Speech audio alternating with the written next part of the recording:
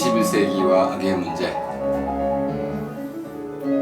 오늘은 세월호 참사를 소재로 한 21세기 악의 문제를 다뤄보도록 하겠습니다.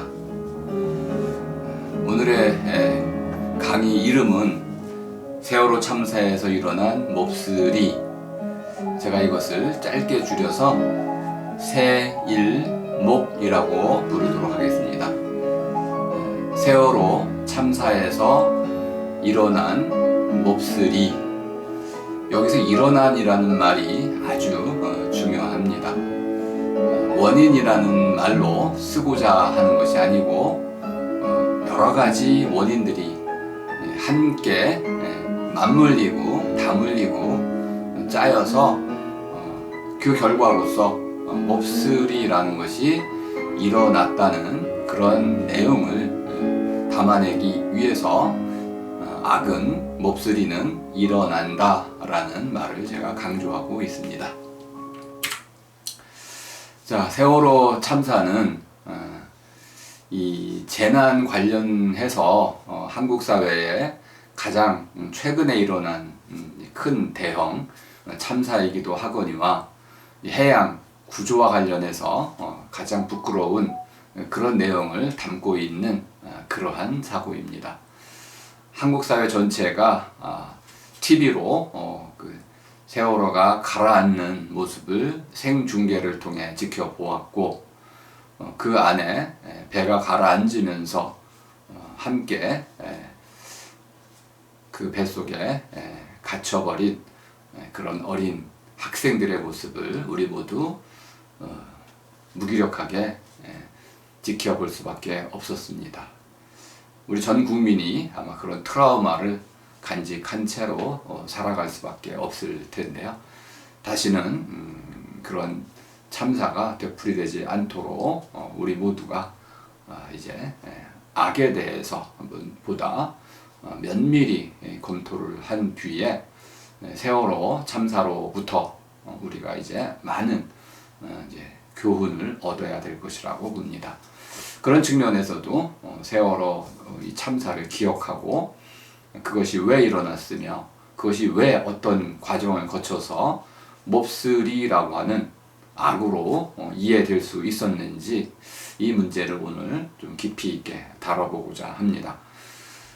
다만 이제 이 문제를 제가 다룰 수 있는 그 능력은 좀 덜 갖추고 있습니다.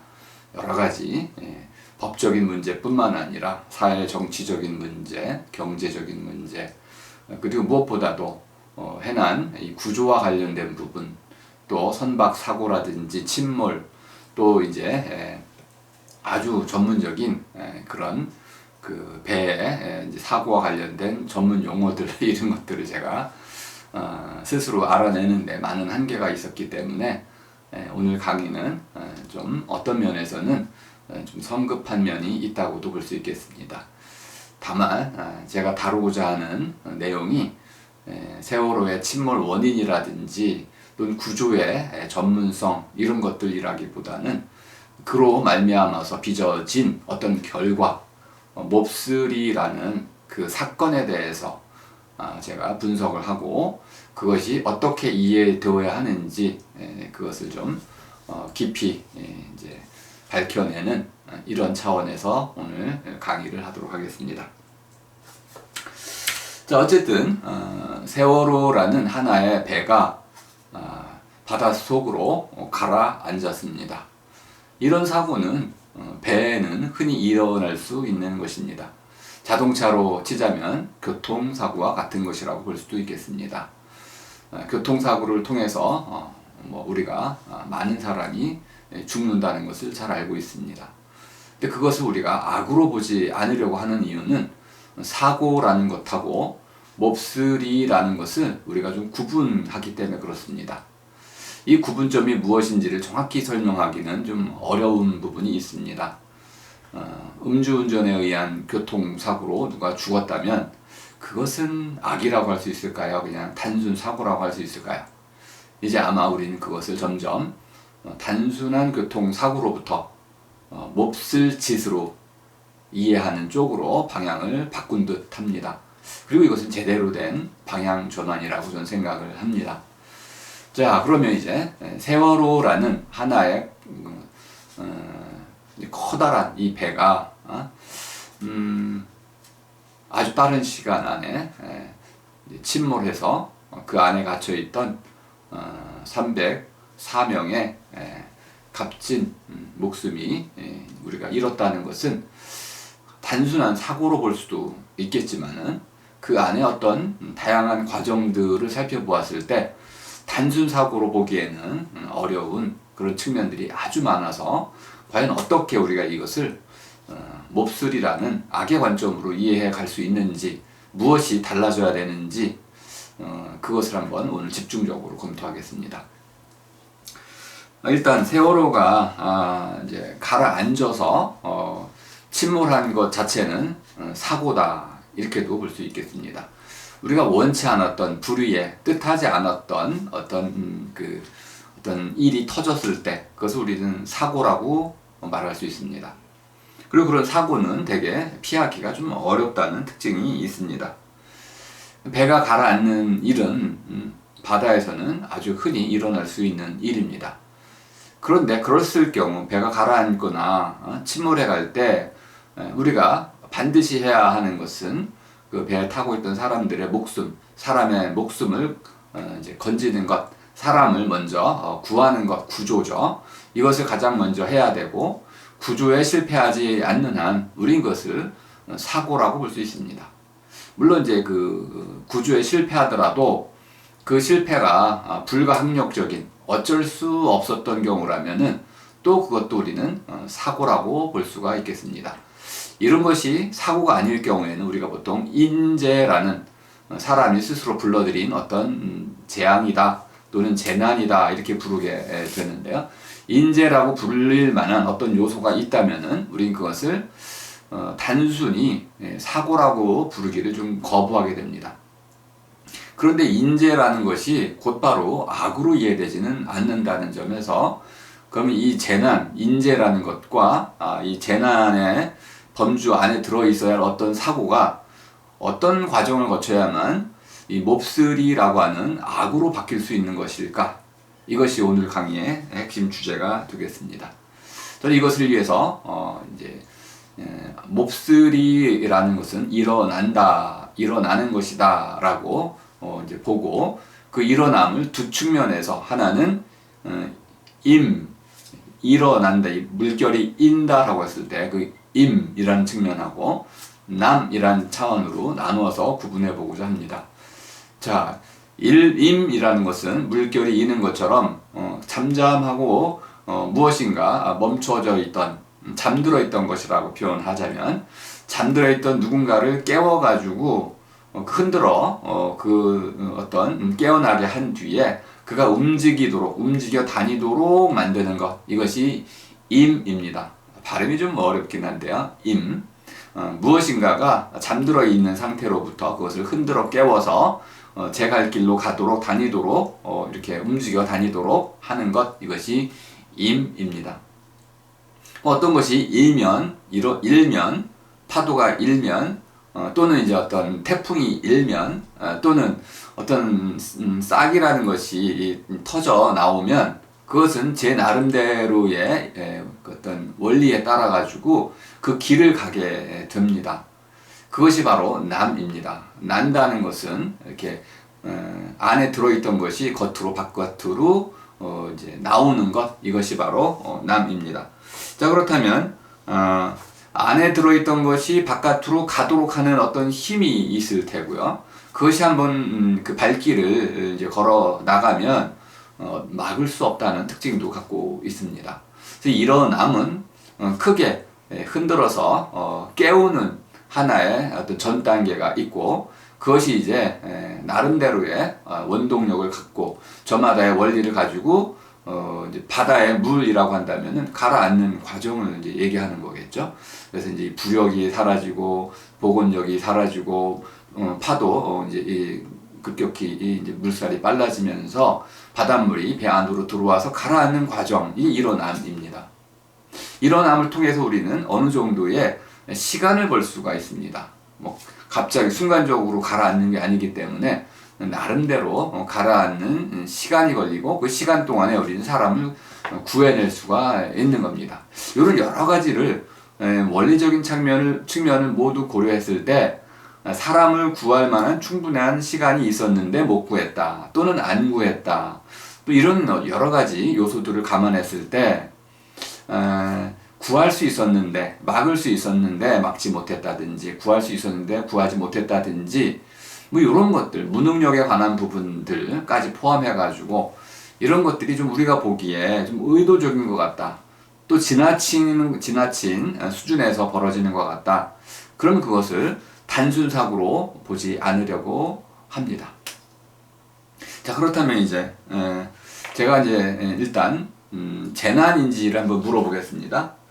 여기 지금 세월호 침몰의 원인을 전문적으로 분석해 놓은 이제 분석 기사를 제가 좀 인용을 하고 있는데 일단 세월호의 이 사고가 침몰 사고 이것이 재난인지 한번 잠깐 빠르게 검토를 해보겠습니다. 우리 가습기 살균제 사건 때 제가 재난을 잠깐 검토해 드렸으니까 그걸 떠올려 보시면서 첫 번째는 돌발성이 있어야 되는 거죠.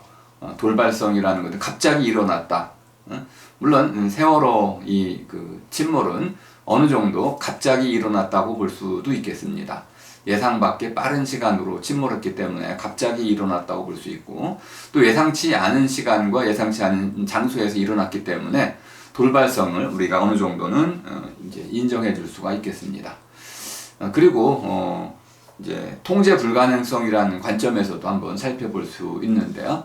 세월호라는 이 이제 규모로 봤을 때 통제하기가 상당히 어려웠다는 점도 우리가 어느 정도 이제 인정할 수가 있겠습니다. 그리고 그 뒤에 벌어진 사회적 혼란, 정치적 갈등까지를 염두에 둔다면 상당히 큰 규모로 지금까지도 사회적 혼란을 이제 야기시켰다는 점에서 재난의 측면을 분명히 갖고 있다고 볼 수 있겠습니다. 자, 그런데 세월호의 침몰이라는 사건 자체로 봤을 땐 그런데 정말 이 사고가 침몰 사고냐 아니면 재난 구조의 실패에 의한 참사냐 이렇게 구분해 보자면은 우리는 아마 대부분 재난 구조에 대한 실패로 말미암아 빚어진 참사다라는 데 동의하게 됩니다. 그러니까 구조를 할 수 있었다는 그런 측면에서 우리가 아쉬움을 많이 갖고 있을 뿐만 아니라 구조의 매뉴얼 또는 구조의 주체 또는 구조의 전문성 또는 구조의 어떤 방식 등등을 둘러싸고 우리가 끊임없이 해경과 또는 행정안전부라든지 또는 이제 청와대 등에 대해서 믿을 수 없다라는 이런 말들을 많이 했던 이유는 구조를 제대로 하지 못했다라는 그 이유 때문에 이 참사가 벌어진 것이다. 그런 측면에서 보자면은 구조를 못했다는 것은 준비가 안 됐다라는 것으로 이해되고 준비가 안 됐다라는 것은 결국은 준비를 제대로 했어야 하는 의무를 가진 국가 또는 정부의 책임을 이제 물을 수밖에 없는 상황이 되는 것이죠. 자, 그럴 때는 이것을 둘로 나누어서 세월호의 침몰의 원인은 원인대로 사고로 규정해 줄 수 있는 면이 있지만은 구조의 측면에서는 그것이 우리의 어떤 의무로서 부과된 그런 구조의 의무가 제대로 이행되지 못했다는 측면에서 책임을 다하지 못한 바람에 참사가 벌어졌다고 본다면은 그것은 악으로 볼 수 있는 아주 중요한 요지가 있다는 겁니다. 이 둘을 구분하는 것이 일단 첫 번째 관건이 되기 때문에 재난인지 아닌지도 조금 더 이따가 결론을 내리도록 하겠습니다. 적어도 커다란 선박이 항해를 할 때는 다양한 안전 조치들을 해야만 하는 것은 당연합니다. 미리 막을 수 있는 측면들이 있는 것이죠.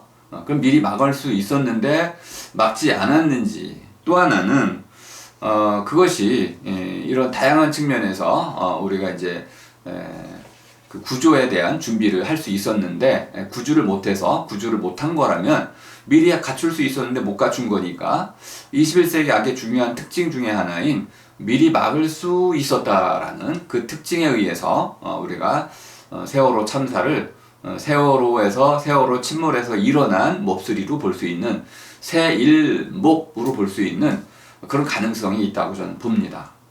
그리고 또 하나는 세월호 이 참사가 벌어질 때까지 과정, 세월호 참사가 벌어지는 그 순간 지점까지 세월호가 쭉 이어온 그 과정 전체가 마치 가습기 살균제 사건처럼 눈에 띄지 않았다라는 측면도 분명히 강조되어야 할 것입니다.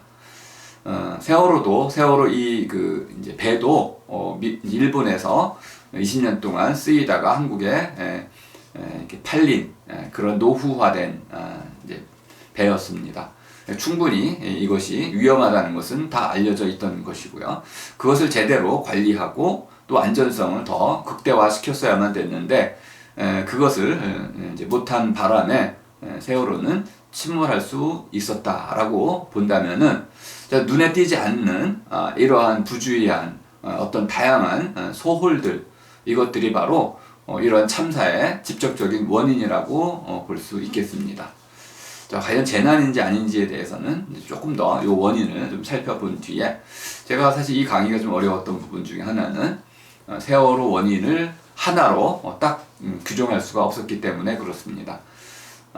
이제 세월호 진상조사위원회에서도 한 개의 결론을 내지 못하고 두 개의 결론을 이제 내렸는데, 제가 좀 더 믿음이 가는 하나의 원인을 이제 내인설이라고 하는 그런 원인을 가지고 주로 설명하고, 나머지 하나는 좀 소개하는 정도에서 그치도록 하겠습니다. 자, 이 솔레노이드 밸브라는 것을 이해하는 것이 세월호 참사를 이해하는 핵심이 됩니다. 솔레노이드라는 말을 이해하기 좀 어려운데요. 이제 솔레이드라는 것은 무슨 뜻이냐면은 길 둥근 막대기라는 뜻입니다. 말하자면 파이프, 관과 같은 것이 물이 흐르는 수도관과 같은 것을 얘기하는 겁니다. 노이드 할 때 오이드는 에이도스의 준말인데 모양이란 뜻입니다. 그러니까 단순히 어떤 파이프 모양의 또는 이러한 관 모양의 또는 길고 둥근 그런 막대 모양의 어떤 것, 이것이 솔레노이드라는 뜻입니다. 근데 한국에서는 이거 전부 솔레노이드라고 부르고 있는데, 실제 더 중요한 거는 밸브라는 말이 중요합니다. 솔레노이드 밸브. 근데 밸브라는 말은 그냥 우리말로 쉽게 번역하면 문이란 뜻입니다.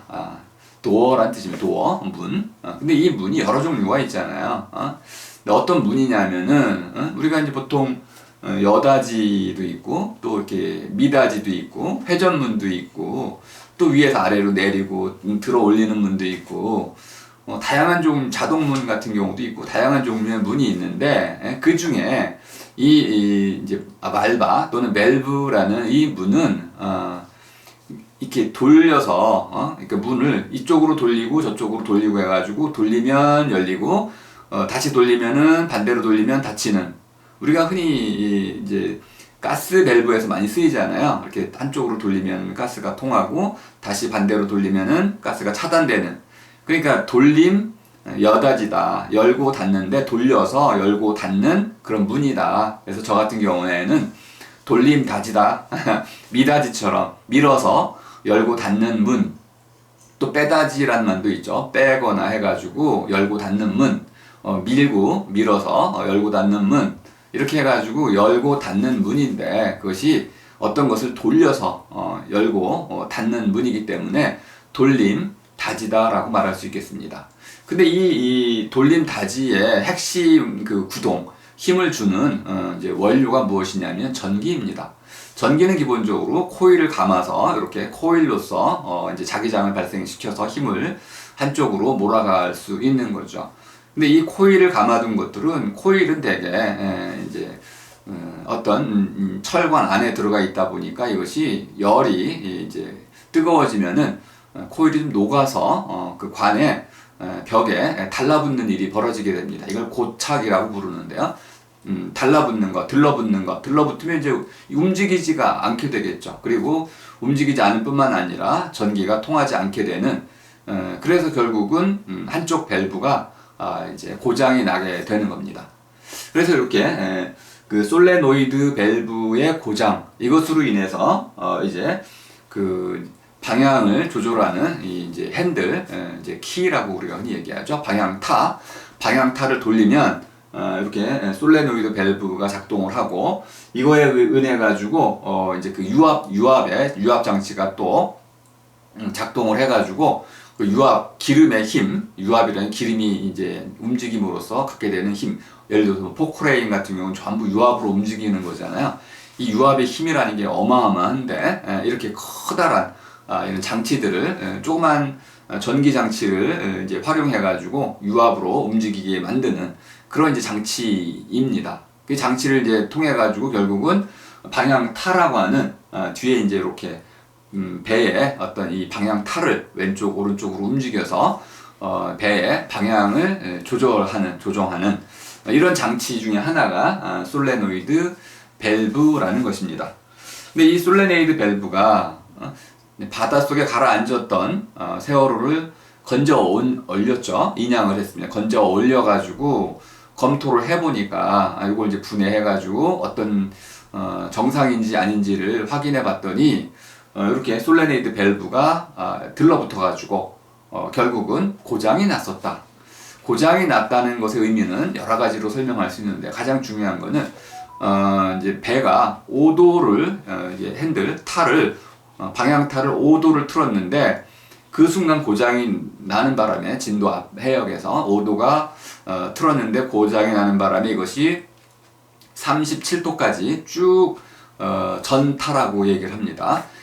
이제 방향타를 쓸 수 있는 최대한으로 저절로 이렇게 자동으로 고장이 나는 바람에 이렇게 방향타가 급선회하게 된 이유가 생겨났다, 이렇게 이제 이해하시면 되겠습니다. 그래서 오른쪽으로 틀었는데 갑자기 막 너무 전타가 일어나니까 방향이 급격히 이렇게 휘어지니까 왼쪽으로 틀었지만, 방향타를 왼쪽으로 틀었어도 배가 더 이상 이제 조종이 불가능한 상태가 됐다. 그래서 오른쪽으로 기울어지면서 급격히 이제 기운 채로 배가 돌아가게 됐습니다. 이렇게 솔레노이드 밸브에 대한 이런 정밀 검증을 통해 가지고 세월호의 이 솔레노이드 밸브가 고장이 났다. 그 고장 결과는 결국 이렇게 현재 우리가 이제 그 세월호의 항적이라고 말하는 그 세월호의 항적, 아주 급격하게 오른쪽으로 휘어서 돌아가는 그런 원인을 충분히 설명할 수 있더라 해가지고, 일단 세월호 침몰에 세월호가 가라앉게 된 주요한 원인 가운데 하나로 이렇게 솔레노이드 밸브의 고장을 분명히 검증해 냈습니다. 자, 이렇게 솔레노이드 밸브가 이제 들러붙으니 고장이 나자, 다음에 이제 갑자기 오른쪽으로 배가 급격히 방향을 바꾸게 되고, 그 오른쪽으로 이렇게 급격히 바꾸는 바람에 배가 이렇게 왼쪽으로 기울게 됐다는 겁니다. 이해가 되셨죠? 갑자기 가다가 이제 이렇게 기울어지면서 배 안에 이제 싣고 있었던 이제 3층, 4층에 이렇게 화물들을 많이 싣고 있었는데, 그 화물들이 왼쪽으로 다 쏠려가면서 다시 이제 배의 기울기를 더 급격하게 해가지고 37도에서 47도까지로 더 크게 기울게 만들었다. 이것이 이제 기본적인 시나리오라고 이해하시면 되겠습니다. 그런데 아무리 배가 기운다 하더라도 모든 배는 복원력이라는 다시 원래대로 돌아오려고 하는 힘이 있습니다. 전타를 해서 아주 급격히 기울어서 오른쪽으로 돌았다 하더라도 그것이 물에 이제 바다에 가라앉는 정도는 아니고, 그것이 다시 복원을 해가지고 선회를 마친 뒤에는 제대로 이게 바른 자세로 돌아오는 이 복원력이라는 것이 있었을 텐데, 그 복원력이 급격히 떨어지게 된 이유가 무엇이냐, 이걸 설명하는 게 아주 두 번째로 난관이었습니다. 그래서 그걸 설명하는 것 중에 하나를, 세월호를 이제 바다에서 건져내고 보니까 다쳤어야 할 세월호에 이제 수많은 이제 그 닫혀 있었어야만 되는 그러한 그 문들이 다 열려 있었다는 겁니다. 수밀문이라고 하는데, 이런 이제 그 선박이 나름대로 공기의 부력을 유지하기 위해서 이런 문들을 다 닫아두면 물이 안 차게 되죠. 배 안에는. 배 안에 물이 안 차면 배가 가라앉지는 않게 되잖아요. 그래서 배 안에 물이 차지 않도록 이렇게 다 이 문만, 이 수많은 문들만 세월 안에 이렇게 문들만 닫아놨어도 바닷물이 들어와도 이제 세월호 자체는 좀 안전하게 가라앉아도 좀 천천히 가라앉게 되는데, 아주 빠르게 이렇게 가라앉게 된 가장 중요한 이유 중에 하나가 이런 방식으로 그 세월호 안에 안전장치로 마련해 두었던 이런 수밀문들을 다 열어놓고 다녔다는 것을 알게 됐습니다. 그러니까 생각보다 빠르게 세월호가 가라앉을 수밖에 없었던 것이죠. 그리고 나중에 이제 다시 2차로 과연 세월호의 복원력이 얼마나 되는가를 계산해 봤는데, 보통 일반적인 배의 경우 복원력이 1로 표시가 된다고 그럽니다. 그러면 이 GOM 값이 1일 경우에는 대개로 배는 가라앉지 않는다고 그럽니다. 기울어져도 원래 제자리로 오뚜기처럼 돌아올 수 있게 되는데, 당시 세월호의 경우에는 일단 복원성 수치라고 하는 것이 0.40이었고, 심지어 이제 사고 발생 지점에서는 그 청수라는 거하고 또 연료유라는 것이 다 소모돼 가지고 GMO 값이 0.3 정도로 크게 떨어져 있었다고 합니다. GMO 값이 떨어져 있을 경우에는 뭐 아주 작은 충격으로도 옆으로 후딱 넘어질 수가 있는 수준이 되는 거죠. 물론 이거에 대해서 이제 다른 조사위원들은 좀 2분 정도는 이제 찬성하지 않고 계시다고 그럽니다. 전 전문가가 아니기 때문에 이것이 어떤 것이 더 사실인지 모르겠지만은, 일단은 세월호의 복원력이 0.6 이하로 낮았던 것만은 사실입니다. 자, 그리고 또 하나는 세월호의 침몰 원인 가운데 하나가 이제 화물들을 잘 묶어두지 않았다, 고박이라고 그러죠. 화물들을 이제 줄이나 끈이나 쇠사슬 등으로 아주 이제 탄탄하게 묶어두어야 되는데, 고박이죠. 잘 묶어두었어야 되는데 그것이 어찌된 일인지 쉽게 풀렸다. 그리고 자동차 같은 경우에도 그것이 제대로 고박이 안 돼가지고 한 47도 정도 되니까 전부 다 굴러 떨어지는, 그래서 한쪽으로 왼쪽으로 다 굴러 떨어지니까 바로 이 무게 중심이 왼쪽으로 더 쏠려가지고 50도 이상으로 급격히 더 기울어질 수밖에 없었다. 뭐 이런 이제 횡경사라고 하는데, 왼쪽으로 또는 이제 가로로 이렇게 기울어지는 이러한 어떤 기울기가 급격히 일어난 주요 원인 중에 하나가 이렇게 있어야 할 화물들이 한쪽으로 왼쪽으로 이렇게 쏠려 있는 이런 모습을 볼 수가 있습니다. 그리고 앞에 컨테이너 박스들은 여기 있던 것이 이제 떨어져 나갔다는 것도 알 수 있습니다. 바다에 떨어져 나가고 그랬죠. 자, 이렇게 해가지고 세월호의 이 복원력도 상당히 이제 나쁜 상태였었고, 또 여러 가지 원인 중에 하나가 이제 그 외인설이라는 건데, 외력설이라고도 하고 외인설이라고도 하는데, 보통 우리가 이제 음모론자들이 많이 얘기할 때 잠수설 충돌이라고 얘기하는, 잠수함의 충돌설이다, 이렇게도 많이 이야기를 하는 것입니다. 저도 뭐 처음에 이 부분에 대한 이제 좀 궁금증을 갖고 있었는데, 외인설이라는 것이 뭐냐면, 그 부분이 하나 빠졌네요. 네, 이 배의 이제 배의 가운데 보면은 여기 가운데 이렇게 하나의 날개가 이렇게 나와 있는데요. 그 날개가 바로 평형을 잡아주는 그런 날개입니다. 근데 이 날개 부분이 지금 그 스테빌라이저라는 것이 있어서 배의 평형을 유지해주는 그런 장치가 달려 있어야 되는데, 그 부분에 밖에서 봤을 때 이제 그 배 정 가운데 부분쯤에 이런 예상치 않은 어떤 이제 그 흔적이 발견이 됐어요. 근데 이 흔적은 뭐 왜 났는지 정확히 알 수가 없는데, 이걸 확대해 보니까 이렇게 일정한 그 모양이 똑같은 어떤 그 충돌 형태로 이렇게 이제 흔적이 남아 있는 걸 볼 수 있고, 이 흔적들은 주로 이제 세월호의 이 그 선박은 보통 나노 단위의 아주 견고한 그 페인트로 이것을 칠하게 됩니다. 그러니까 이 페인트는 바닷속에 들어가 있어도 이런 데 다 녹이 안 슬었잖아요.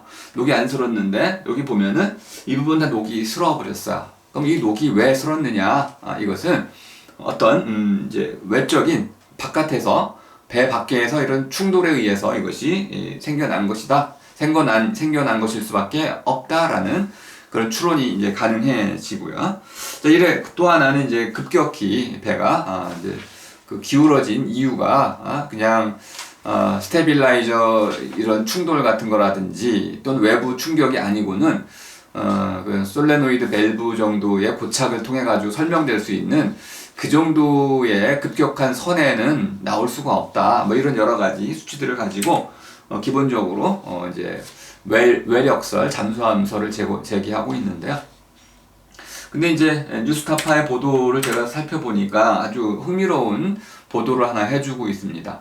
7대 정도의 이제 블랙박스 영상이 이제 복원이 됐는데 그 7개 정도의 블랙박스 가운데 이제 한 대에서 아주 독특한 그러한 블랙박스가 하나 발견이 됐다고 그럽니다. 그게 뭐냐면 여기 나오는 여기 G 센서라는 겁니다. 블랙박스 가운데 이제 충돌을 예민하게 감지해내는 그런 센서가 있는 블랙박스라고 합니다. 이 블랙박스에서는 이 G 센서가 이렇게 X, Y, Z 축으로 어느 쪽에서든 충격이 가해지면은 그 충격이 전부 다 이렇게 기록이 되는 그런 특성을 갖고 있다고 그럽니다. 이런 특성에 기초해 봤을 때, 그 세월호가 급격히 이제 그 솔로네이드 그 밸브의 고장으로 인해서 급격히 선해를 제자리를 돌기 시작할 때, 그때 비로 처음으로 여기서 외부의 어떤 그 흔들림 밑에 3층에서 일어나는 그런 대형 크레인들의 충돌 이런 것들이 감지가 됐지, 그 전에는 그러한 충돌이 감지가 되지 않았다. 그러니까 이 G 센서가 말해주는 바에 따르면은 이제 그 밸브가 고장나기 전까지는 어떠한 이제 충격도 세월호에 가해지지 않았다라고 볼 수 있다는 겁니다. 이런 하나의 증거가 인정이 된다고 한다면은 외인설은 좀 상당히 타당성이 떨어질 수도 있겠습니다. 다만 제가 이제 말씀드리려고 하는 핵심이 뭐냐면은 저는 이 부분에 대해서 정확히 알고 있지 못합니다. 다만 제가 열심히 공부를 해봤지만은 그 중에 제가 좀 납득이 될 만한 또는 이제 나름대로 과학적으로 그 침몰의 원인으로 인정할 만한 근거를 갖춰서 설명된 부분은 이렇게 솔레노이드 밸브에 이제 들러붙어서 고장이 나고 그것으로 인해 가지고 급격히 이제 배가 오른쪽으로 돌았고 그런 급선회 때문에 이제 기본적으로 이제 화물들이 왼쪽으로 쏠리는 가운데서 더 중요한 거는 이제 그 3층, 4층에 있었던 그런 창문들 이런 것들이 배에 이제 자동차라든지 또는 철근 이런 것들이 부딪혀 가지고 창문이 깨지고 환기통이 깨지고 하면서 그 통로로 창문으로 바닷물이 밀려 들어왔고, 아까 보여드린 것처럼 수밀문들이 모두 개방되어 있었다 보니까 그 밀려 들어온 바닷물들이 그런 문들을 통해서 세월호 안으로 급격히 빠르게 이제 몰려 들어왔다. 이것이 제가 좀 아무튼 공부해본 세월호 침몰의 결정적인 원인으로 저는 일단 이해를 했습니다. 자, 1부는 여기서 마치겠습니다.